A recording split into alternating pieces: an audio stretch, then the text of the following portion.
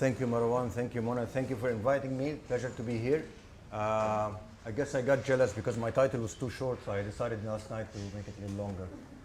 Um, Yesterday, Khalid gave us a very extensive outline of the context of informal housing in Cairo and the state policy. So I'm going to sort of pick up from where he left. I'm not going to talk about informal housing per se.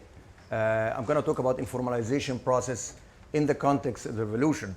I'm also not going to be dwelling much about the definition of informality, but I'm going to show a lot of processes that are happening on the ground that may help us sort of redefine and renegotiate the meaning of informality in the context of this rapidly shifting political and urban landscape.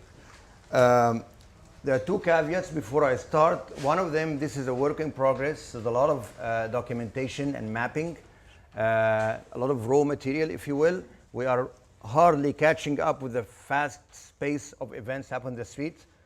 So we also, that's the second point, we kind of lack the critical distance, the reflective kind of position that allow us to start to propose hypotheses. So we're basically in a position where we're negotiating our everyday experience as citizens and dwellers of the city with the sort of, reflective position. And this presentation is a manifestation of this sort of negotiable space. So please bear with me. What I would like to do in the beginning is to propose a number of observations, and then in the second part of the presentation, this will frame my talk, and then the second part of the presentation, I'm interested in talk a little bit about the new role of planners and architects and practitioners in public space. Basically what I'm trying to do is, I'm arguing that what's happening in public space in Cairo today and other cities is basically a conflict, not only a conflict over space, but a conflict over the meaning of public, the conflict over frame of reference. Who decides what happens in public space and under which terms and according to which rules? I remember vividly there was a talk show back in October during the constitutional amendment battle, and there was a person from the Justice and Freedom Party who was saying that the battle of a constitution is not really a battle over law, it's a battle of identity. And he was arguing, paraphrasing here, that we are in a position to reverse the sort of the colonial imposition of modern state. So there is really here a sort of a paradigm, kind of battle between two paradigms, and I think they're played out on public space in Cairo, whether we're talking about the public-private distinction or the notion of citizenship or universal right. So basically, the first observation that I've been sort of talking about the last year is Cairo revolution is primarily an urban revolution. It is rooted in unjust urban conditions the past decades, including a process of urbanization of injustice, social disparity, economic polarization, and divided geography. And also the question of perception of the middle class of informality has really kind of contributed to this kind of sense of marginalization and exclusion. The revolution also played out in a very urban setting. This is not a peasant revolution against aristocracy in the countryside or a proletariat revolution against bourgeoisie in a factory floor, or not even an intellectual revolution in campuses. This is a revolution that took place in every street and every neighborhood. The vocabulary, the manifestation are urban par excellence, from the streets and squares to buildings being burned down, to even sidewalks being used as ammunition and barricades and walls. So everything is very urban in a sense that is, to me, is not really parallel in previous revolts and movements in Egypt. There are two very important results to my view. One of them is the changes on the ground, what we call a city in flux. Every day there's a new wall being built, there's a new barricade, there's graffiti being painted over and repainted, there are street vendors taking over, traffic being rerouted. So changes on the ground are a very important thing. But the other important thing that is happening, to my view, is what I call new urban citizenship. By that I mean there's a new sense of subjectivity that has evolved out of the break of fear barrier, out of sense of empowerment and emboldenedness in the context of political vacuum and security breakdown that allowed citizens and communities to really take the initiative and reclaim the right to the city and public space I argue in a way that was unimaginable before. And we see that a lot in the project I'm gonna show. And that reflects in this kind of contestation of public space. And that's actually something that I'm very interested in looking at now. And that's happening not only in the city periphery, as Khaled showed yesterday, but at the heart of the city in downtown. And I'm going to talk about that a little bit. And finally, that raises the question that Natalia raised yesterday. Do we really have something to learn as architects and planners for the question of formality? What are the underlying orders and principles that we can really extract and distill from this seemingly chaotic phenomena that we can sort of reframe and redefine our codes and standards and maybe re-inject them in our pedagogy and professional practice? And I'm very interested in trying to try to understand some of these underlying structures, and I'll show you some of the technical tools and mapping tools we're using. So very quickly, I'm going to race through, Cairo. Most of you know Cairo sits at the juncture here. Cairo has been represented for the last decade at least as this sort of opulent state of Dubai on the Nile, the glamorous city, and so on and so forth. But the official narrative always excludes the 70% that Khaled was talking about who live in underserved areas, informal areas. The city is divided geography. There are three basic urban conditions: the deteriorating urban core, the orange one, the informal belt, the red one, and the desert city development, the yellow ones. This divided geography is also accentuated by access points and control geography, such as crossing points and bridges and railway crossing that really sort of, as I said, accentuate the sense of exclusion and marginalization at everyday level from by communities and individuals living in this neighborhood and have to commute back and forth every day through these kind of bottlenecks on everyday level. And this sort of level of segregation is also takes place in different ways. We saw that yesterday when you have developed a highway to connect the city core to the new middle class desert cities, and in doing so you cut through informal neighborhood and create this kind of this juncture between two parts of what used to be more of a coherent community. I talked about this idea of perception, or what I call understanding informality from a Kodak range, as I quote Derek Gregory, the geographer. Also, the official narrative has also been perpetuating this idea of divided city, and till the 90s, I don't know what's happening here. Okay, that's fine. Till the 90s, the official city maps and guidebooks, sort of all the informal areas were not even showed, like terra incognita. So everything outside the city boundary was black, didn't exist. There's no maps. And this is for Mona, because I promised her to put another one, Cairo 2050. The state response, as Khaled showed yesterday, was something sort of almost surreal, completely decontextualized from reality.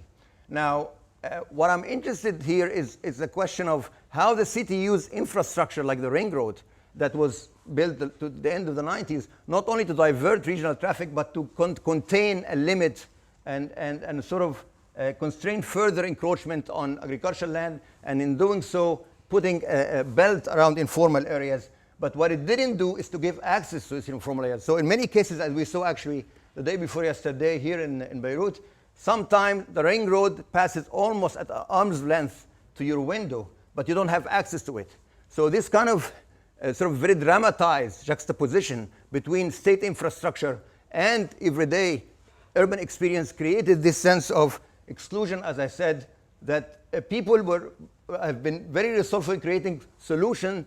David Sims called them transfer points, where people use this tuk-tuk, the tricycle, in the neighborhoods, and then create the steps to the highway, take the microbus, which takes them to the metro station. So every day they have to do 2 or 3 transfer points from where they live to their work or go to school.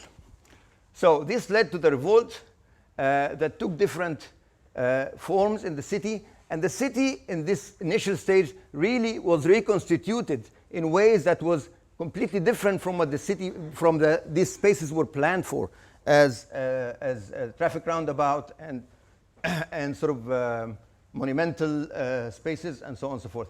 But what I'm interested in also looking at the city at large was reimagined.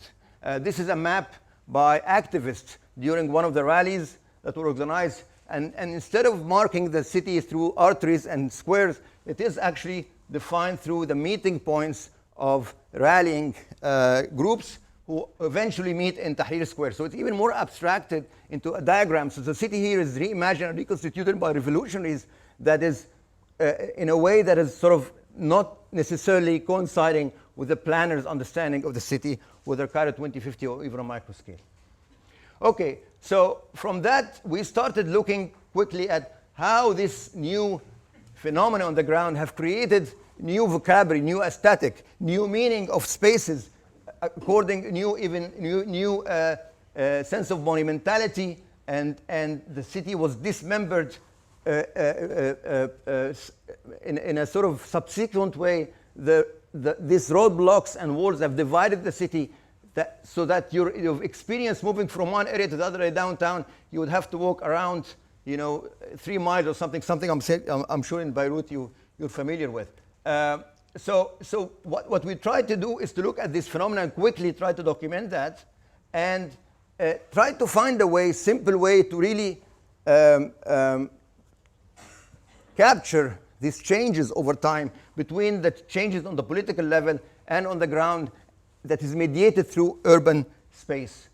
So, for example, this is one example of a project we call Archiving the City in Flux. We use icons like the statue at the Asr Nil Bridge to capture the changes that is taking place in the city during the last 2 years. From the revolution, the graffiti, the martyrs monumentation, the cleaning up, the battle again, and try to abstract it in a way to capture these changes in a very simple and iconographic manner. A second project we're interested in looking at is the question of street vendors. And street vendors, to my view, is a case that really capture the larger battle I'm referring to. So we've been trying to document and archive the different processes of eviction and return and allocation of areas to remove street vendors, interviewing them, looking at the media portrayal. I'm doing a very quick synopsis of that.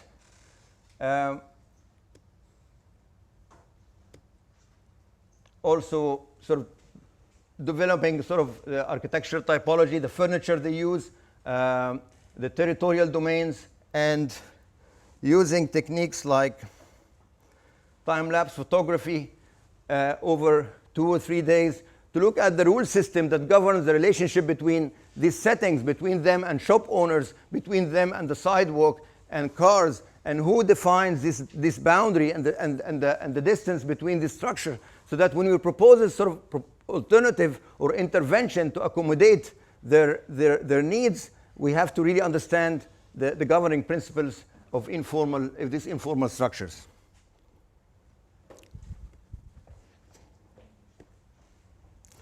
So now we're doing a project with street vendor initiatives where we're working with advocacy groups. We managed to unionize street vendors, and we're working with the multiple stakeholders on the street, including residents, shop owners, anti-harassment, women rights groups, developers, car drivers, and so on, and sitting around, a model which is, I know it's a conventional tool, but try to find sort of a negotiable middle ground. We see this kind of moment not as a zero-sum situation, but as a sort of a compromise between the different players. So this is what I'm trying to say. I'm trying to define as the meaning of public being reconstituted based on the different stakeholders, the sidewalk being a case in point. And now we're sort of in a very early stage of proposing ideas. The third project that is also we're interested in is looking at what I call roadside development. So this idea of staircases that people develop to link to the city, to redefine their citizenship vis-a-vis the city, is something that we're very interested in looking at. We're also interested in looking at these tea stands and coffee shops on the highway, car repair, installation.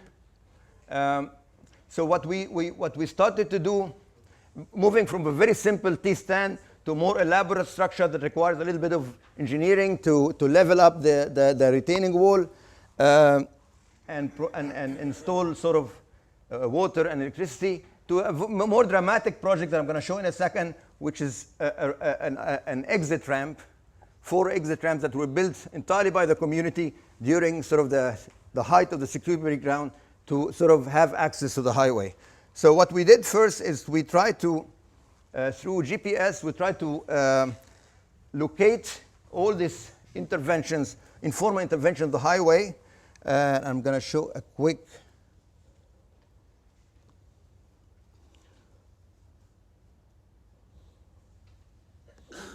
So what we did is we drove on the ring road and we tried to define all the staircases, all the ramps, all the T-stands, all the car repair, and we tried to understand what are the intervals, what are the distance between them, what the relationship between this location and the informal areas on both sides. So it's an early attempt to map out this kind of sort of invisible pattern or the seemingly disorderly distribution and trying to understand the logic of that so that we can help when we work with planning and municipality to try to find alternative way of having these access points. Okay. And this is sort of unfolding fraud for this. Just go quickly. Now, this is the project that I think is best exemplifies the radical intervention. This circle used to be the highway overpassing this neighborhood called Mu'tamidiyya between two junctures without having access. So the people started to do that as the dirt road leading to the highway. And then during the 3 months after the revolution, they really took advantage of this vacuum and mobilized resources, raw material, know-how. And you can see that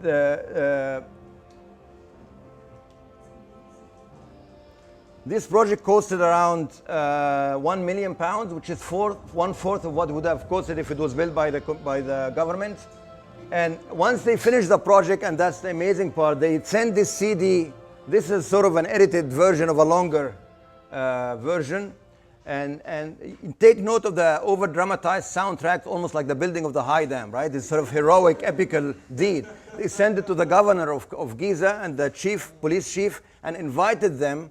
That was at the sort of the peak of the vulnerability of the city. They invited them. I'm almost done. Invited them to come and cut the ribbon to inaugurate the exit. So that what happened is that not only they managed to do it, but they actually were very smart, knowing that eventually the state is going to return, a new order will be established. So they kind of preempted that by formalizing the process. So actually they opened a police station underneath. So this is a process of formalizing the informal from below. And I think it's a very interesting model of what's happening now.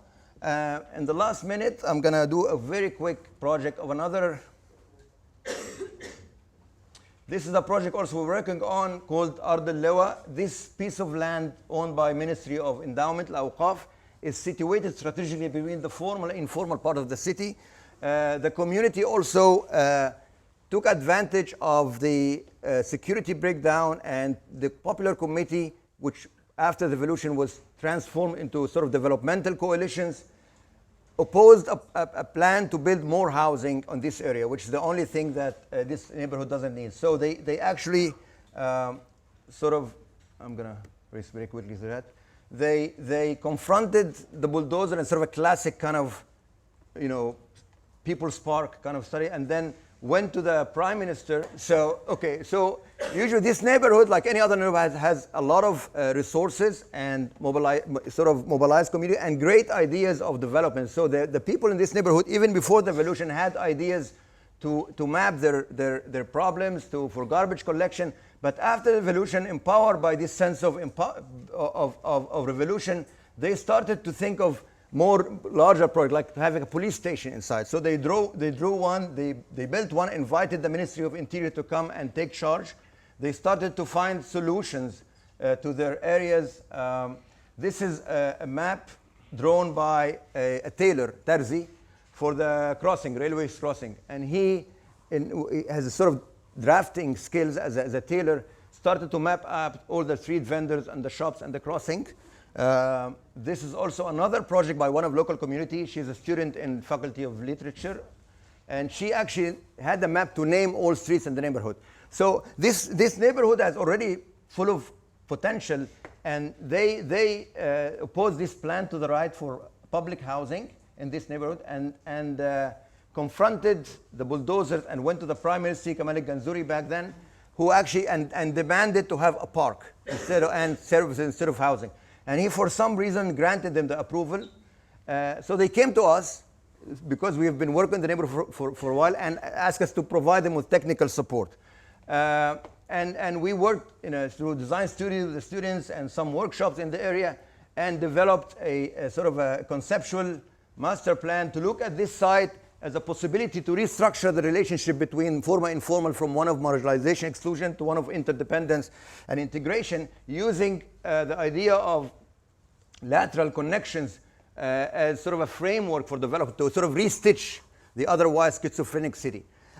So that was a project that to me is an interesting model because it really captured this new mode of urban practice whereby the ideas and the initiatives come from the community and they not only imagine and dream, they implement it. And then they invite planners and architects to come on board and provide technical support. So almost like a participation from below, which is very, very new to Cairo. This is sort of a map of the institutional structure. And this is some of the sort of after thoughts of the project, including the Hurriya wal Adala. And I'm going to stop here. Thank you very much.